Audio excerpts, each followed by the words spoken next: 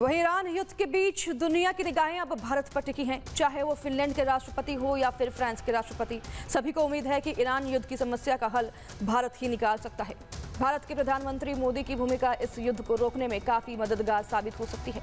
ऐसा आखिरकार क्यों कहा जा रहा है, इसे समझने के लिए देखिए हमारी स्पेशल रिपोर्ट को।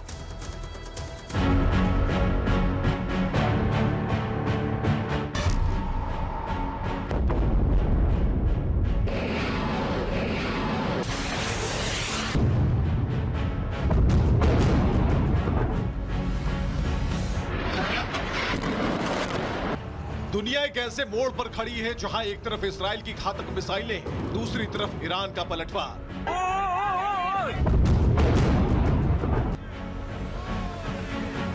खाड़ी देशों में युद्ध की लपटें तेज हो रही हैं, लेकिन इस बारूद के ढेर के बीच शांति की एक उम्मीद भारत से बंधी है।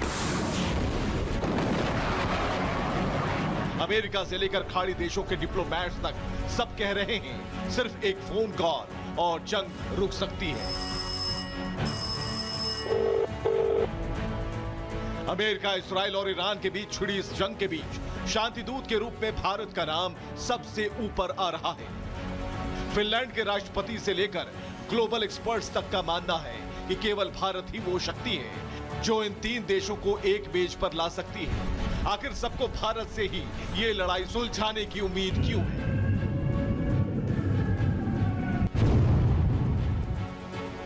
भारत उन गिने चुने देशों में है जिसका इस्राएल, अमेरिका और ईरान तीनों के साथ शीर्ष स्तर पर गहरा संबंध है।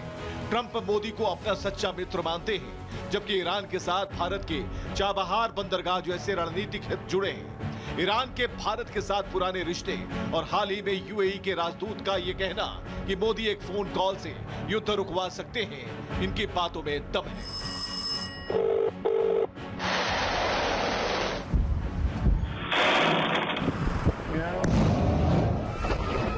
हालांकि भारत ने आधिकारिक तौर पर इसकी कोई पेशकश नहीं की है। बावजूद इसके राजनयिकों और विश्लेषकों का मानना है कि भारत के पास वो दुर्लभ क्षमता है जिससे वो सभी पक्षों से बात कर सकता है। भारत का जो पक्ष है, तो हम ईरान के साथ एक अच्छे मित्र रह चुके हैं।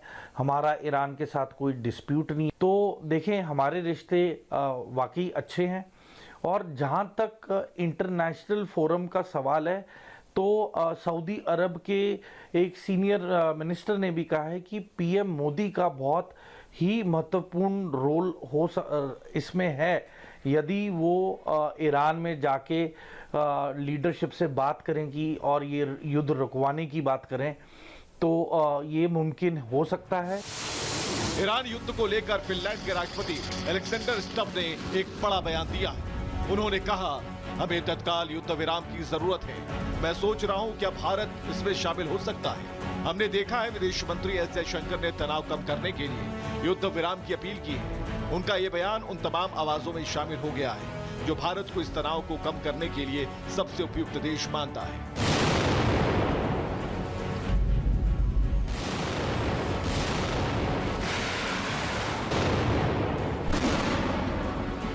वहीं पश्चिम एशिया में बढ़ते तनाव के बीच प्रधानमंत्री नरेंद्र मोदी ने फ्रांस के राष्ट्रपति इमैनुअल मैक्रों से फोन पर बातचीत की। इस बातचीत को लेकर पीएम मोदी ने खुद अपने एक्स हैंडल पर इसकी जानकारी साझा की। पीएम मोदी ने लिखा, मैंने अपने प्रिय मित्र राष्ट्रपति इमैनुअल मैक्रों से पश्चिम एशिया की स्थिति और तनाव कम करने की तत्काल आवश्यकता के साथ साथ संवाद और कूटनीति की तरफ लौटने के बारे में बात की। हम इस क्षेत्र और उसके परे शांति और स्थिरता को बढ़ावा देने के लिए अपने घनिष्ठ समन्वय को जारी रखने के लिए तत्पर हैं।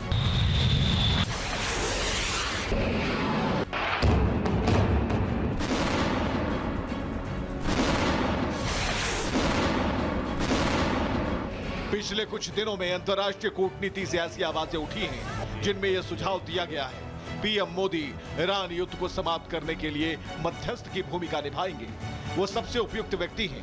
दरअसल भारत की स्वतंत्र विदेश नीति ही उसकी सबसे बड़ी ताकत है। ये बदलाव अचानक नहीं आया, बल्कि सालों से स्थिर नेतृत्व और किसी के पीछे न चलने वाली विदेश नीति का नतीजा है।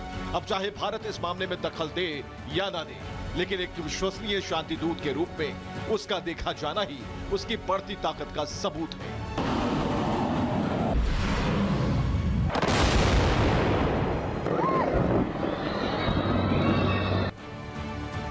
जंग जीतना आसान है, लेकिन शांति कायम रखना मुश्किल। क्या प्रधानमंत्री मोदी अपनी कूटनीति के मास्टर स्ट्रोक से दुनिया को तीसरे विश्व युद्ध की कगार से वापस ला पाएंगे?